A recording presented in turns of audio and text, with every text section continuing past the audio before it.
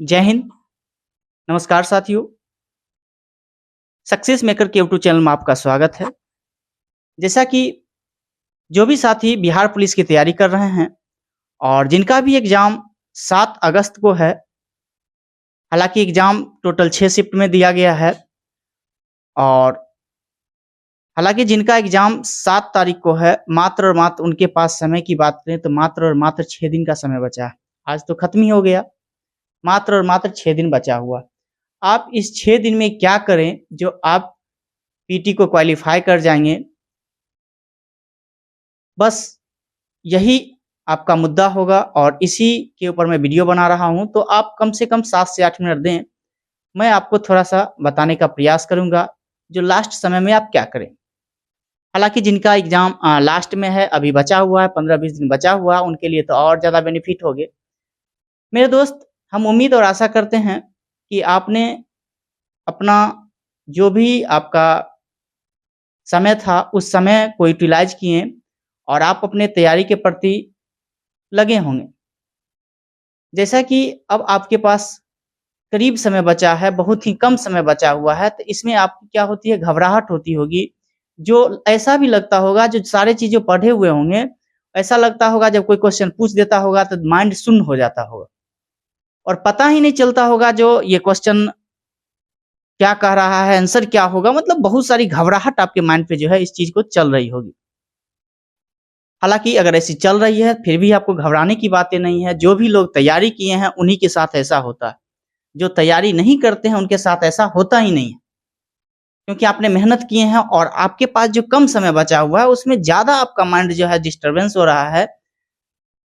इससे आपको घबराने की कोई ज़रूरत नहीं है। मेरे दोस्त,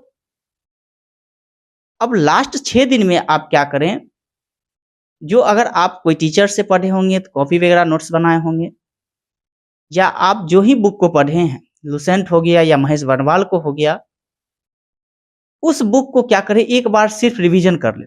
जैसे कि एक दिन में जैसे अब ये नहीं कि जो थोड़ा डीप में चल जाना है, एकदम जो नहीं याद हो रहा है उसको याद करने लगना है, नहीं।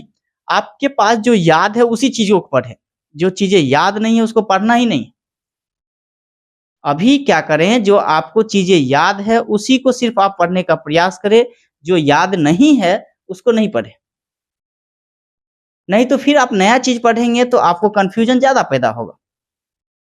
अगर हम बात करें आप शॉर्ट में जो है, अगर आप महेश बर्नवाल जो वन लाइनर बुक आती है, अगर आप उसे पढ़े होंगे, तो मेरे ख्याल से आपके पास अभी 6 दिन बचा हुआ है और 6 दिन में अगर इस बुक को आप पढ़े होंगे, तो मेरे ख्याल से 6 दिन में दोहराना कोई बड़ी बातें नहीं। 6 दिन में दोहराना कोई बड़ी बातें नहीं है। आप एक सब्जेक्ट प्रत्येक दिन जो है पढ़ने का प्रयास करें। आप पढ़ सकते हैं मेरे दोस्त, अगर पढ़े होंगे तो वन लाइनर क्वेश्चन रहता है। आप एक सब्जेक्ट जो है 7 से 8 घंटा अगर देंगे, 7 घंटा, तो आपका क्लियर हो जाएगा। तो मेरा मानना यही रहेगा, अगर आप महेश बर्नवाल बुक को पढ़े हैं वन लाइनर, तो आप उसे एक बार रिपीट ज़रूर कर लें। एनसीईआरटी जो महेश बर्नवाल बुक आती है वन लाइनर, उसकी बात मैं कर रहा हूँ। अगर नहीं भी पढ़े हुए हैं तो बहुत सारे साथी ऐसे होंगे, हालाँकि जनरल कॉम्पिटिशन में आप आए होंगे तो लुसेंट तो आपके पास होगा ही, बेसिक बुक के रूप में आप पढ़े ही होंगे। अगर उसमें ज़्यादा दिलचर्या है, आपको ज़्यादा याद उसमें से हो रही है, तो मेरे कहने का मतलब आप लुसेंट को ही पढ़ें, फिर महेश बर्नवाल को नहीं पढ़ें। जिसका एग्ज़ाम 7 तारीख को है, उनके लिए मैं बता रहा हूँ। तो आप क्या करें, एक बार एक बुक को, ज़्यादा बुक नहीं, ये नहीं कि जो सब में देखने लगे, थोड़ा-थोड़ा, थोड़ा-थोड़ा करके देखने लगे, नहीं, ऐसा नहीं करना। एक बुक से आप उसको एक बार रिवीजन कर लें। हर सब्जेक्ट में एक बार जाकर के आप रिवीजन कर लें, बेस्ट रहेगा।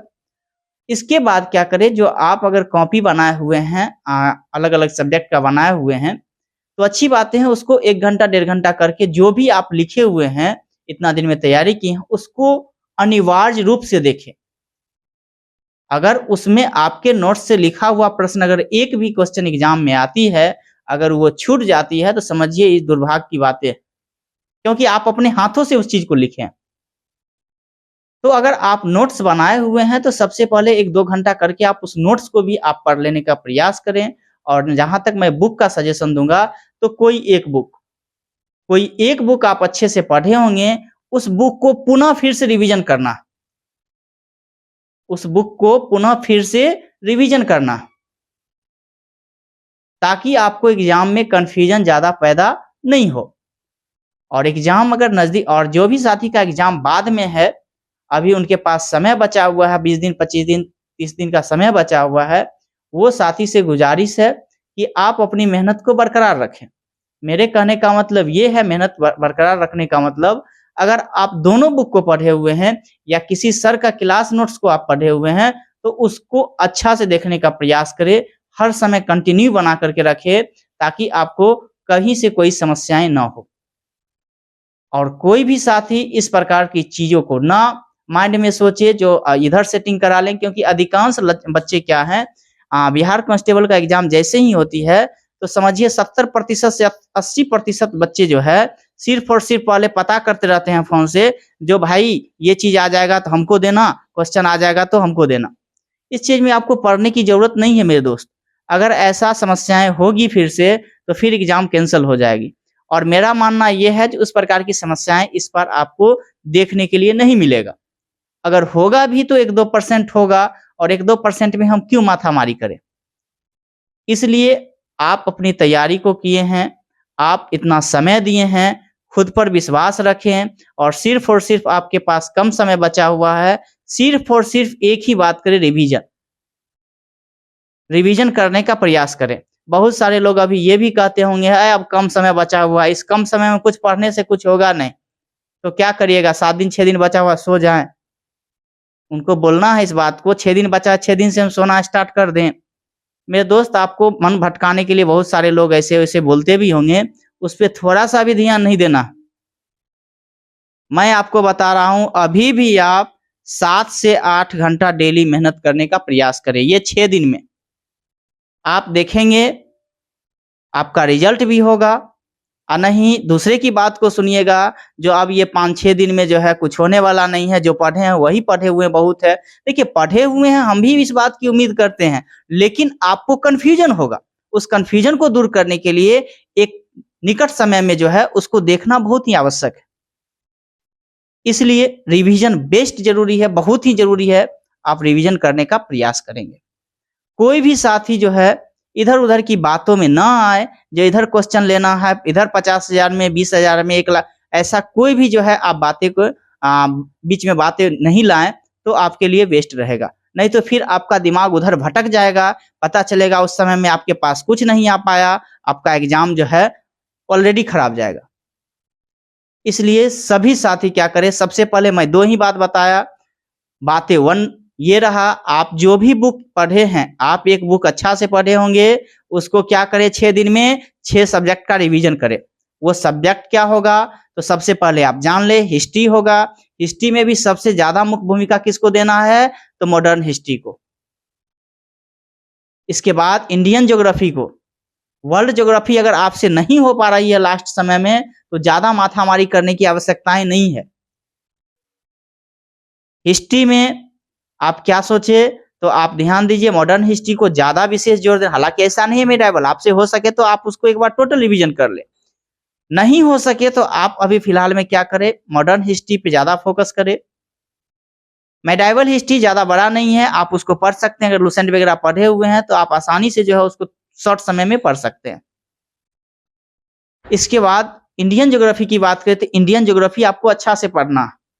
क्योंकि अगर इंडियन ज्योग्राफी से आपको एग्जाम में, अगर ज्योग्राफी से अगर एग्जाम में जो है 12 से 14 प्रश्न अगर आपको आएंगे, 14 प्रश्न, तो ये मान करके चलना है जो 10 प्रश्न आपको इंडियन ज्योग्राफी से ही देखने के लिए मिलेंगे। तो इंडियन ज्योग्राफी को एक बार अच्छा से जो है, जो भी चीजें हैं एक बार दोहरा देना है। इसके बाद पॉलिटी हो गया, पॉलिटी को बेस्ट पढ़ना है, पॉलिटी को अच्छा से पढ़ना है। साइंस में तीनों सब्जेक्ट को पढ़ना है, तो मात्र और मात्र आपके पास यही सब्जेक्ट है। हाँ, और विविध पे थोड़ा-सा विशेष करके जोर दे दीजिएगा मेरे दोस्त। विविध जो आप देखते होंगे लुसेंट में भी साइड में लिखा हुआ है, लास्ट में लिखा हुआ है विविध, उस पे एक बार नज़र डाल देने का प्रयास करेंगे। उसमें से ये मान लीजिए जो आपको 2 से 3 प्रश्न आपको देखने के लिए उतना में से ही मिल जाएगा आपको। तो विविध पे जो है विशेष करके आप जोर दीजिएगा। बाकी का जो सब्जेक्ट बताया है उस पे थोड़ा-सा गहन प्रयास करिएगा ध्यान देने का। आपकी सफलताएँ निश्चित होगी। इस बात को जो है आप थोड़ा-सा भी संशय ना लाएँ। थोड़ी बहुत सारे साथी अभी हमसे बातचीत होता है तो कहते हैं सर अभी घबराहट हो रहा है, सेट बना रहे हैं तो पते नहीं चलता है।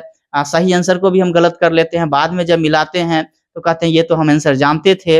लेकिन देखिए अभी हम बता रहे हैं आपके पास माइंड अस्थिर नहीं है। सबसे पहले माइंड को अस्थिर रखने का प्रयास करेंगे मेरे दोस्त। माइंड को हलचल नहीं करना है, एकदम अस्थिरता के साथ आपको रहना है। थोड़ा सा भी घबराहट होने की जरूरत नहीं है। तो आप माइंड जब अस्थिर करके कोई भी चीजें करिएगा तो आपको ऑटोमेटिक जो है कहीं न कहीं नंबर इंक्रीज करेगा। विशेष करके ध्यान दीजिएगा, क्वेश्चन का लेवल कोई ज़्यादा हाई नहीं आएगा, इस बात को आप यकीन रखिए। जो चीज़ें आप पढ़े हैं, उसी में से जो है आपको 65 से 70% क्वेश्चन देखने के लिए मिलेगा। जितना आप पढ़े हैं, उसी में 65 से 70% जो है क्वेश्चन आपको देखने के लिए मिलेंगे। अगर आप 70% उसमें से देख लिए, तो 70% में अगर आपके पास 50 मार्क्स भी मेरे दोस्त आ रहा है, बाकी का 30% बचा, 30% में आपके पास जो है 10 मार्क्स भी अगर आ जाती है, 7-8 नंबर भी आ जाती है, तो 55-60 इस बार जो है कट ऑफ से ज़्यादा नहीं जाएगा बॉयज़ के लिए मैं बता रहा हूँ। अगर क्वेश्चन ठीक-ठाक रहा तो। अगर ज़्यादा, हालाँकि मेरे ख्याल से इस बार टफ भी नहीं आएगा क्योंकि आपका 10वीं लेवल का जो है सिलेबस कर दिया गया है, तो कोई ज़्यादा टफ नहीं आएगा। और आपका एवरेज मार्क्स की बात करें तो 65 से 60 अगर नंबर आ जाएगी तो आपका सिलेक्शन पक्का है, इस बात को आप रख लें। क्योंकि 1 लाख से ज़्यादा रिजल्ट भी देनी है, मायने रखता है 1 लाख से ज़्यादा डिफेंस लाइन में। तो आपको घबराने की कोई आवश्यकताएँ नहीं है मेरे दोस्त, थोड़ा-सा भी घबराने की ज़रूरत नहीं है। बाकी का आपका एग्ज़ाम नज़दीक है, अपने एग्ज़ाम पे फ़ोकस करें। कहीं भी थोड़ा-सा भी इधर-उधर समय ना खत्म करें, क्योंकि आपका एक-एक मिनट जो है आपके लिए जो गुज़र रहा है वो बहुत ही कीमती है। और आप समझ सकते हैं अगर उसमें आपकी रिज़ल्ट हो जाती है मेरे दोस्त, ये आपकी लाइफ़ का सवाल है, ज़िंदगी का सवाल है। आपका ज़िंदगी ही बदल जाएगी। इसलिए विशेष करके आप अपने ऊपर फ़ोकस करें, बाकी का दुनिया की बातें में नहीं आएँ और अपना जो है तैयारी के ऊपर कॉन्फिडेंस रखें। आपका रिज़ल्ट होना तय है, आपको इसमें से कहीं से कोई दिक्कत नहीं होगा। मेरे दोस्त फिर मिलते हैं हम।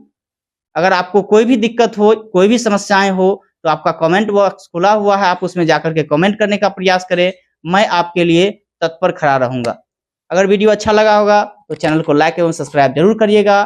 फिर मिलते हैं, तब तक के लिए जय हिंद, जय भारत।